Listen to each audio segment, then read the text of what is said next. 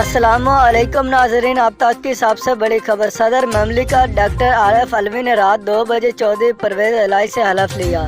Governor Punjab अलीखर Rahman की माजरत के बाद चौधरी परवेज इलाही ऐवान सदर में तकरीब हलफ बिरादरी के लिए गवर्नर हाउस में इस्लामाबाद रवाना हुए।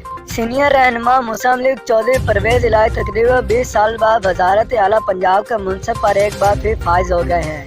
इन्होंने नायब वज़ीर आज़म परवेज बराए दफाई पैदावार इंडस्ट्री की हैसियत से भी अपनी खिदमत सर अंजाम दी हैं।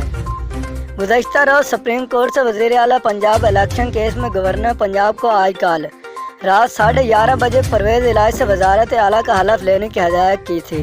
PTI पंजाब के रहनुमा मियां महमूद अल रशीद ने गवर्नर पंजाब के इनकार के बाद सदर ममलिकत डॉक्टर आरिफ अलवी से रब्ता किया था। सुप्रीम कोर्ट ऑफ पाकिस्तान ने चौधरी परवेज इलाही की दरख्वास्त मंजूर करते हुए वज़ीर आला पंजाब के इंतखाबात में डिप्टी स्पीकर पंजाब असम्बली दोस्त मोहम्मद मिजारी की रूलिंग का लदम करार दे दी थी, जबकि परवेज इलाही को पंजाब का वज़ीर आला करार दे दिया था।